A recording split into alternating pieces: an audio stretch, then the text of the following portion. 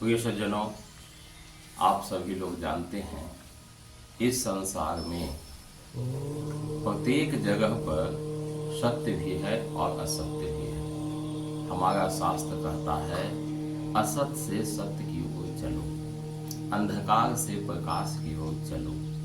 और इन सब चीज़ों के लिए हमें ज्ञान और बुद्धि विवेक की जरूरत है। संसार में सब जगह झूठ का जाल फैलाया हुआ है। आप जानते हैं कोई भी व्यक्ति को कोई भी काम करना हो तो हर काम को करने का अपना अपना एक तरीका होता है। आज संसार में व्यक्ति को भ्रमित करता है और उसे सत्य के जगह पर असत्य रास्ता दिखला देता है। हम सभी लोगों को यदि सत्य और असत्य की पहचान होगी तभी हम धर्म के रास्ते पर चल सकेंगे। इसलिए झूठ को समझो और सत्य के रास्ता को भी समझो। झूठ को त्याग कर और सत्य के रास्ते पर चले, यही धर्म होगा। आप देखते हैं हमें कोई भी चीज़ चाहिए तो उसके लिए क्या चाहिए यह जानिए सबसे पहले। यदि विद्या चाहिए तो अभ्यास की आवश्यकता है, धन चाहिए परिश्रम की आवश्यकता है, यदि शक्ति चाहिए तो पोषक तत्व की आवश्यकता है, व्यायाम की आवश्यकता है, इन सब चीज़ों की आवश्यकता है। लेकिन जब कोई व्यक्ति कहता है हम गरीब हैं, हमारी गरीबी को दूर करो, तो व्यक्ति बता देता है कुछ ऐसे कार्य जिसका उससे कोई लेना देना नहीं है। जैसे पीपल के वृक्ष में पानी दो, शनि की पूजा करो, इससे तुम्हारे घर में बरकत हो जाएगा, पैसा आ जाएगा। आप सोचिए, हम किसी वृक्ष में जल देते हैं तो हमारे घर में पैसा कैसे आएगा। व्यक्ति को उद्यम का तरीका बताना चाहिए, लेकिन वहाँ पर हमें असत्य का रास्ता दिखला दिया जाता है और व्यक्ति आंख मूंद कर बिना सोचे समझे उस चीज को अपना भी लेता है। यही संसार में अज्ञानता है। यदि कोई कहता है विद्या आनी चाहिए तो लोग कहेगा लो सरस्वती का ये मंत्र जाप करते रहो, विद्या आ जाएगा। भला उससे विद्या कैसे आएगा? जब हम पढ़ेंगे, उसका बार बार अभ्यास करेंगे, तभी तो विद्या आएगी। तो हमको ये समझना पड़ेगा कि कौन व्यक्ति हमें झूठ के रास्ते पर ले जा रहा है और कौन व्यक्ति हमें सही रास्ता दिखला रहा है। हमारे घर में कोई भी तरह की तकलीफ है, शरीर में कमजोरी है, तो हमें बताना चाहिए कि इलाज कराओ, इसके लिए दवा खाओ, भोजन को ठीक करो, कहने का मतलब एक संतुलित भोजन लो, व्यायाम करो, ये सब चीज़ बताना चाहिए। लेकिन कहेगा कि ये पूजा कराओ, ये पाठ कराओ, इससे भला किसी व्यक्ति का स्वास्थ्य कैसे ठीक होगा? तो हम इन सब चीज़ों को समझें। हाँ, एक सत्य है हमारे पास, उस चीज़ को समझना पड़ेगा और वो सत्य है हमारे अंदर, आपके अंदर एक वैसी शक्ति है जो सर्वोपरि शक्ति है।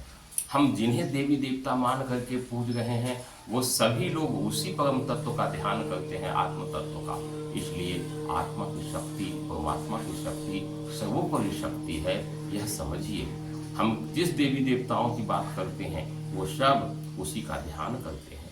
उस परम सत्ता को समझें और स्वयं को साधते हुए स्वयं के साक्षात्कार करें और इससे आपके जीवन की समस्या जो बहुत सारी अज्ञानता है वो भी मिटेगा और वास्तविकता समझ में भी आएगा।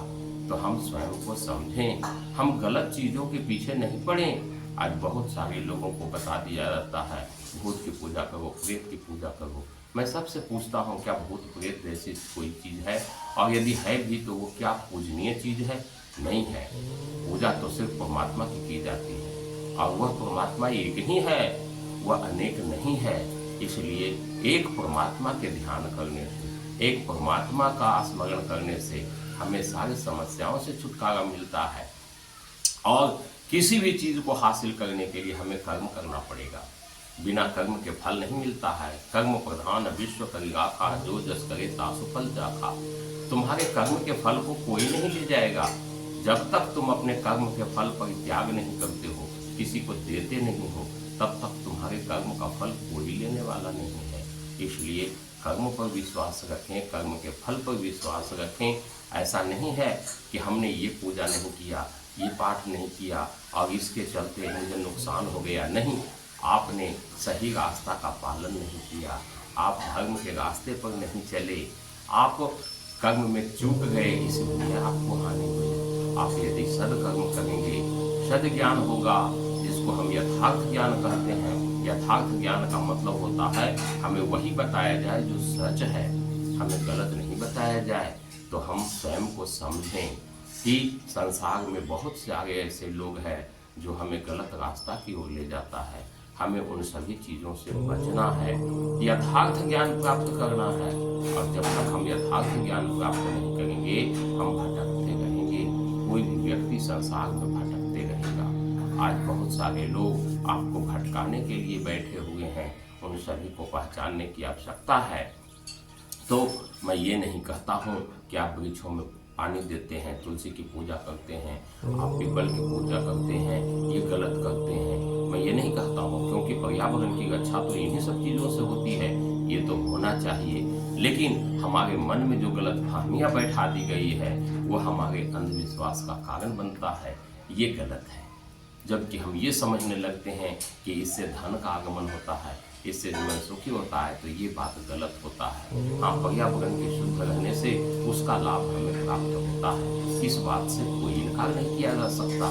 लेकिन उस चीज़ को वही समझाना चाहिए कि तुम सफाई पर ध्यान दो, तुम पीपल वृक्ष को लगाओ, उसमें पानी दो, शनि लगाओ, तुलसी लगाओ, ये औषधीय पौधा है। इस तरह से समझाना चाहिए, न कि हमें गलत दिशा में लोगों को भटकाना चाहिए।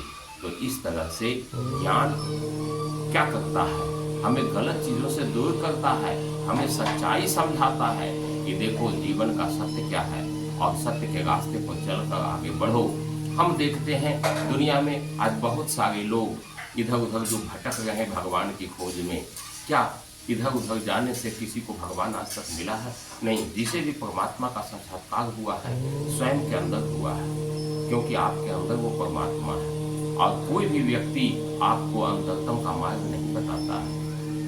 आपको अपने आत्म तत्व से जोड़ने के लिए केवल और केवल सत्संग जाना होगा, और सत्संग जाकर के यथार्थ ज्ञान प्राप्त करके सद्गुरु से आत्मज्ञान की प्राप्ति करनी होगी। तब आप स्वयं को समझोगे, और जब स्वयं को समझोगे तो संसार के प्रत्येक प्रपंच को भी समझोगे, संसार के प्रत्येक लीला को भी समझोगे। और जब यही समझेंगे तभी हमारा जीवन धन्य होगा।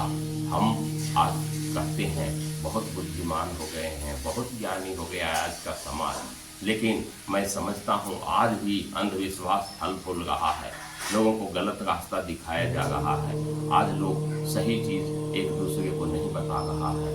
तो भला ये कौन सा ज्ञान है, ये कौन सी बुद्धिमत्ता है कि जब हम संसार को अंधेरे में ढकेल रहे हैं। किसी व्यक्ति को जो परमात्मा वो जानना चाहता है, उसे आत्म तत्व की ओर नहीं ले जा करके हम दूर का रास्ता बता देते हैं। आज संसार कौन से ज्ञान के मार्ग पर आगे बढ़ रहा है, ये उचित नहीं है। प्रत्येक ज्ञानी बुद्ध व्यक्ति को समझना पड़ेगा।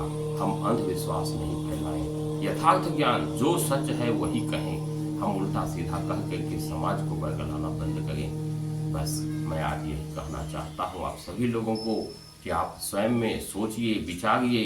कोई कुछ कहता है उसे आंख मूंद कर विचार करना और आंख मूंद करके उसका पालन करना गलत है।